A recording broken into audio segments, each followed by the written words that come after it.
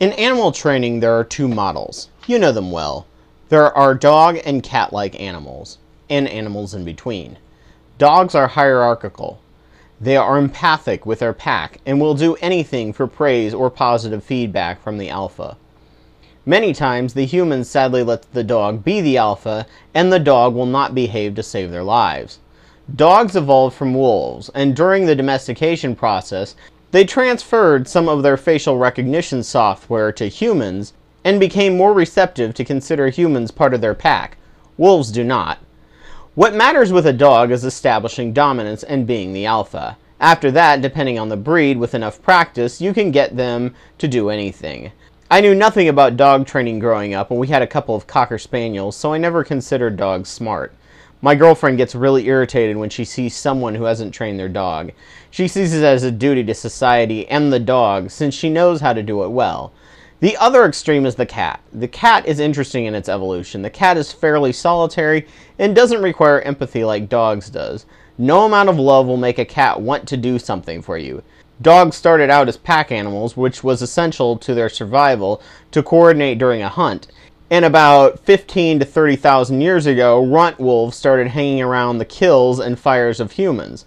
Dogs were perfect because they were so trainable and could be used for warmth, could pull sleds in the northern regions, and could eat meat before it went bad, and in lean times they could be eaten.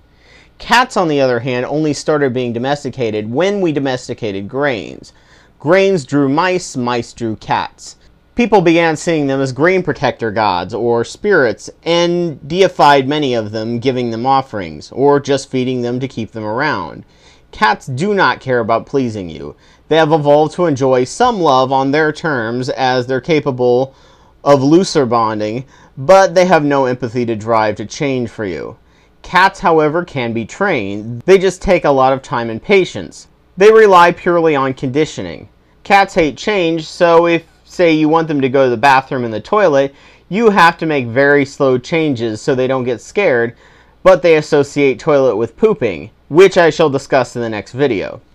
All other animals are somewhere in between. Our closest relative, the chimp, is closer to the dog end of the spectrum, but not quite.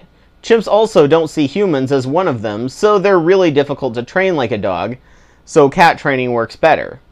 They were never pressured to be able to read emotions in humans. They can, however, in fellow chimps. Chimps and other group primates do not have an alpha. What they have is called a beta. His word is not absolute. He has to play a mix of strength and politics to remain in charge. If he loses the support of his troop, he will lose his power. If the beta isn't leading the troop to prosperity, or at least living during a prosperous time, which can make it appear as if he's doing a good job, then he will lose his job as leader. Part of our brain evolution came from this politics and the ability to find food in bad times. Wolves go purely with who is the strongest or most charismatic. It's pure emotion. Chimps have to do that and keep other chimps happy, especially other females. Politics is part of our evolution. It's why we want and still need leaders. It's why kings were for so long able to rule and why tyrants rose to power. God became the ultimate beta, being good and loving, strong and charismatic. He brings prosperity and is 100% in control. And because we react irrationally based on our conditioning, it's why we need laws and rules to ensure the society runs smoothly. Too many rules and you suppress the creative thinking power of the neocortex. Too little rules and too many people in tight areas and the negative reactions against each other increases.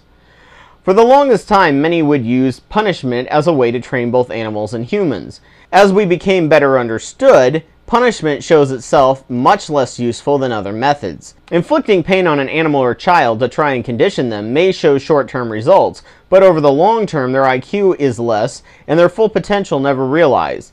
They may at a certain point be desensitized by pain and punishment, and then there's nothing you can do to stop them.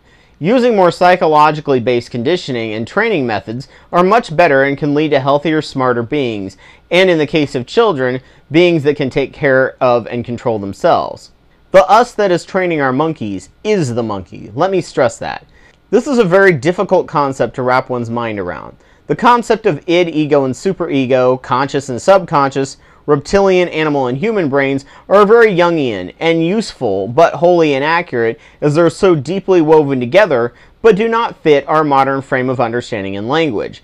They are separate but not at the same time, just like my flippant use of the word brain to discuss the mind, when the mind is so much more than the brain and super connected with everything inside and out. But since the mind is limited and thinks in symbols and compartmentalizing, using brain is actually more useful most of the time. You also need a different language and grammar to discuss your monkey and you, much like how Douglas Adams discussed time travel in Hitchhiker's Guide. On this plane of existence, our brains aren't wired to grasp these concepts. The ancients may have had better language and constructs to grasp these concepts, as trifold and trinity deities were very common, especially among the Celts and the Norse, and seemed to seep its way into the Christian religion. Someday, when I have time, on top of my bajillion other ideas and projects I want to do, I'd love to take some painting classes and paint the many ways we are our monkeys and yet aren't. We control our monkeys, yet they are us that control our monkeys. Perhaps future neurology and quote-quote transhuman inventions will give us better comparisons, language, and frames to get a better grasp on this concept.